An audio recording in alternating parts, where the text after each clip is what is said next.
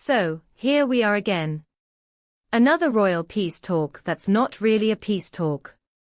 Another set of headlines trying to sell us the idea that Harry and Meghan are just misunderstood. And another sneaky little narrative shift from the mainstream media that reeks of PR manipulation.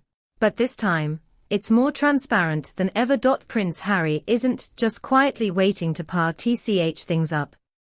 He's still digging his heels in, demanding apologies, not only for himself, but also for Meghan and the targets, King Charles and Prince William.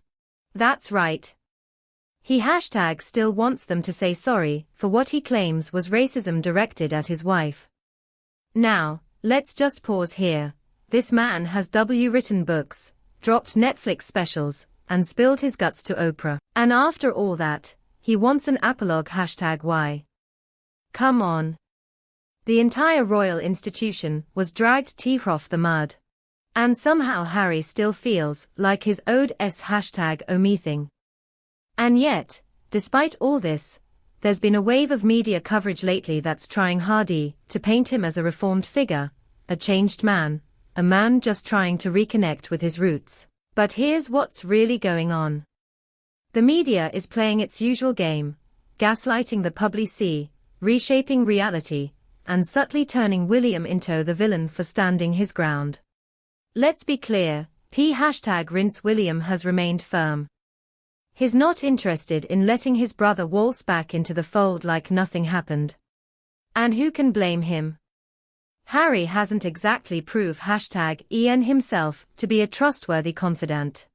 Every private #Recian seems to find its way into a book, a docu-series, or a talk show. The trust is #gone, and for good reason. Despite this, the press keeps pushing this bizarre fantasy of reconciliation.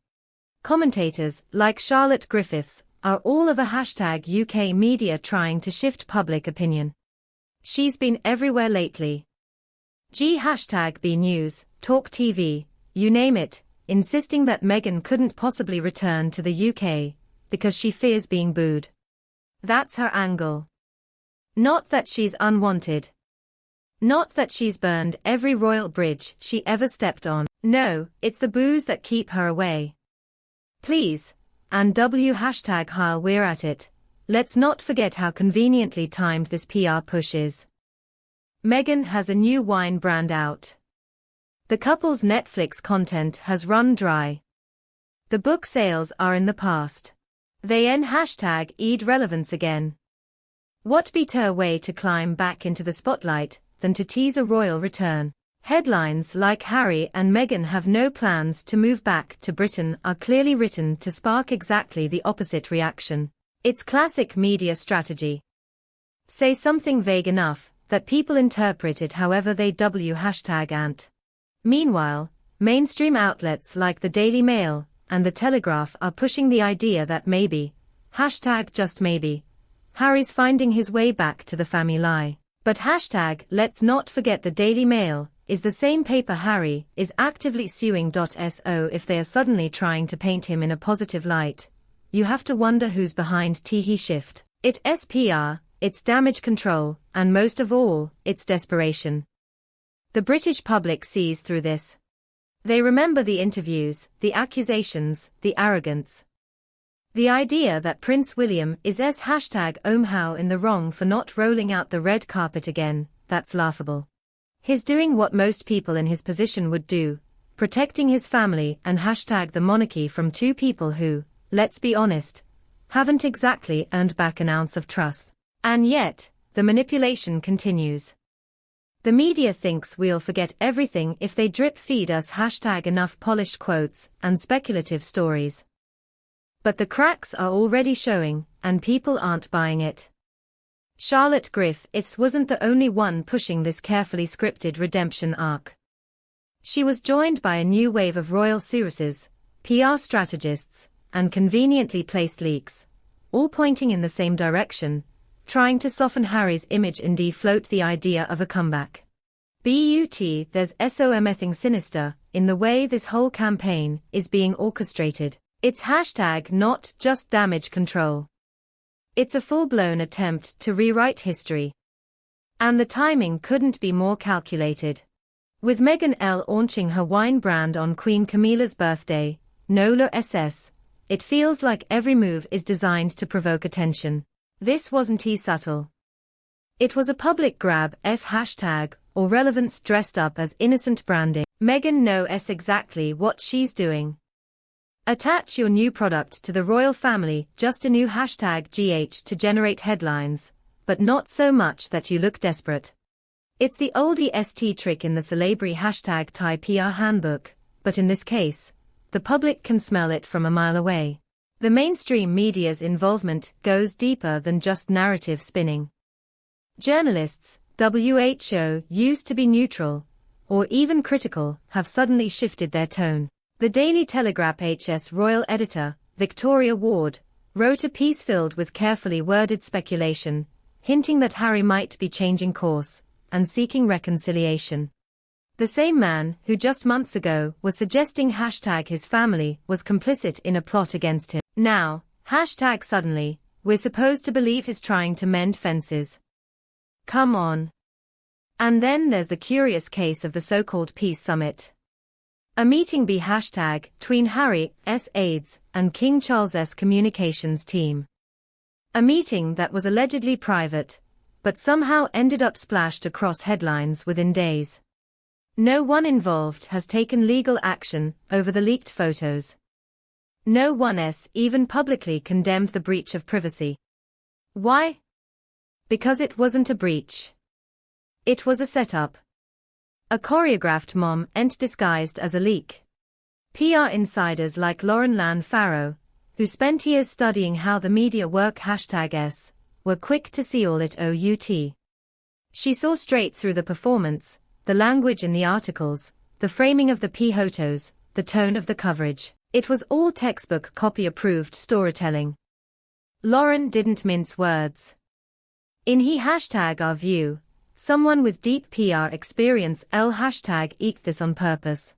It wasn't friends of the Sussexes. It wasn't an accidental slip.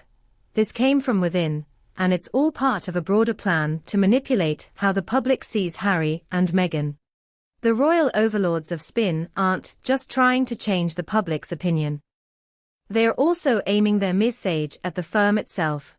King Charles, Queen Camilla, and the Palace insiders are being slowly fed this new narrative. The public wants reconciliation. Harry's matured. Meghan's focus is now on business. All of #T is designed to wear down resistance inside Buckingham Palace. But it's not working on Prince William. William knows the #AME. He's seen what his brother has done. He remembers the betrayal, the Beau #OKS, the interviews, the Netflix docu-series, and he's not buying this PR pivot for a second. He's made it clear Harry and Meghan are not coming #AC. Not as working royals, not as part-time influencers in royal packaging, and not as anything. They had their shot. They used it to #ACT the institution, and now they want back in. That door's closed. Still, the media keeps testing the public's patience, fantasizing about future balcony appearances, trooping the color reunions, and reconciliation fairy tales. But beneath it all, there's one thing they won't say out loud. #this isn't about peace, it's about profit. William has been keeping his distance for a reason. While Harry's been bouncing between podcast interviews and royal exposes, William's been quietly doing what the future King of England is expected to do. Show up, stay composed, and avoid turning his family into clickbait. That's the exact contrast the media is trying to blur now, as they shift the blame for the broken relationship squarely onto him. And it's working its way into even the most respected outlets. Take Valentine Lowe for example, a royal correspondent who once revealed Meghan's alleged bullying of palace staff, now writing speculative fiction about Harry and Meghan returning to the Buckingham, Pennsylvania lace balcony by 27. The article didn't just lay out a hypothetical. It constructed a vivid fantasy of Meghan flashing a smile while a Harry broods next to #, as if we're supposed to cheer for this royal rom-com. It was pure PR theater trying to normalize the idea of them #coming back by making it feel inevitable. The manipulation runs deep. Writers like Tessa Dunlop even dragged Prince S Diana into the argument, suggesting that William's refusal to reconcile would disappoint his mother. It's the ultimate emotional blackmail. Diana may have been progressive and empathetic, but to assume she'd endorse the way Harry and Meghan have handled things, airing out family drama for profit, is a stretch. Dana fought for her sons, not for tabloid exploitation disguised as therapy. And this growing media pressure isn't just annoying, it's dangerous. Because William, by design, can't answer back.